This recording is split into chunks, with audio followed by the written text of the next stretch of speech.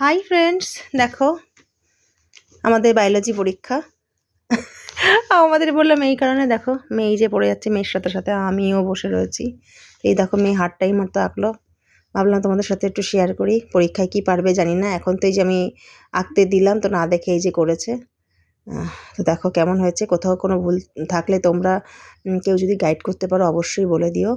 আর বায়োলজিটাও একটু মানে কি বলছে বলো তো, মানে ওর মনের মতো হয়নি পড়াটা। এখন জানি না কীভাবে বেশি মনে রাখতে পারবে সেটা তোমরা কেউ জানলে বলে দিও। দেখো লজ্জা পাচ্ছে মেয়ে। প্রচুর পড়েছে কিন্তু বলছে নাকি সব গুলিয়ে ফেলছে। দেখো ওর অবস্থা বিধ্বস্ত হয়ে গেছে পড়তে পড়তে। আমার অবস্থা আরও খারাপ। তো যাই হোক, এই যে বায়োলজি পড়ে যাচ্ছে। তো কেমন হয়েছে ছবিটা তোমরা দেখো। এরকম আঁকলে হবে তো পরীক্ষায়। আন্টি তো এভাবেই শিখিয়েছে, স্কুলেও এভাবেই শিখিয়েছে। তো আমি আঁকতে দিলাম যে একবার এঁকে দে, তো এভাবেই আঁকলো। জানি না পরীক্ষায় কী আসবে, যা মনে করছি ইম্পর্টেন্ট সেগুলোই করাচ্ছি, চেষ্টা করছি করানোর। তো এই হচ্ছে অবস্থা। খাবার তো খাওয়া হয়ে গেছে, তাই খিদে পেয়েছে বলে পেন খেয়ে নিচ্ছে। এটা কী খাবে বুঝতে পারছে না, পড়তে পড়তে বায়োলজি পড়তে পড়তে কী খাবে বুঝতে পারছে না, তাই পেন খেয়ে নিচ্ছে। মাঝে মাঝে নখও খেয়ে নিচ্ছে অভাব পড়লে খাবারের। যাই হোক, ওইভাবেই খাবারটা চালিয়ে নিচ্ছে। এই হচ্ছে অবস্থা। তো তোমরা কে কী করছো? এই কদিন তো পরীক্ষার জন্য ঠিকমতো আমি জানি না ভিডিও কতটা দিতে পারবো না পারবো। এরকমই হয়তো তোমাদের সাথে একটু আড্ডা দেবো, গল্প করব। তো তোমরা কিন্তু এভাবেই আমার সাথে থেকো। পরীক্ষা শেষ হলেই কিন্তু প্রচুর নতুন নতুন ভিডিও থাকবে, প্রচুর গল্প আড্ডা, প্রচুর ঘোরাঘুরি হবে।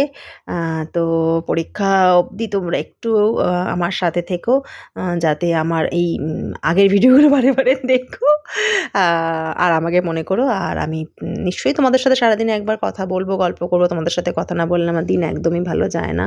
মেয়ে জানি না কি গভীর চিন্তায় পড়েছে। এখন মেয়েটা পড়তে দিয়েছি, এটুকু ধরবো।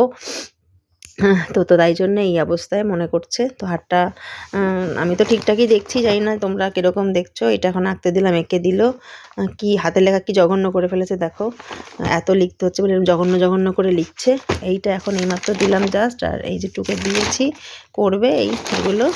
তো এই হয়েছে অবস্থা। ও দেখাবে না এখন, ওর অবস্থা খুব খারাপ, ও আর পারছে না। তো দেখো এখন 9-এর, তো বুঝতেই পারছো পড়ার চাপটা অনেক অনেক অনেক বেশি। চেষ্টা করছে, দেখা যাক। তোমরা সবাই প্লিজ একটু প্রে করো, ও যতটুকু পড়েছে যেন মনে করে সব লিখে আসতে পারে, এটুকুই প্রে করো। আর তোমাদের প্রত্যেকের আশীর্বাদ চাই। তোমরা প্লিজ আমার মেয়েকে আশীর্বাদ করো। হ্যাঁ, আমার 2 মেয়েকেই আশীর্বাদ করো, কারণ ছোটো তো অনেক বেশি চঞ্চল।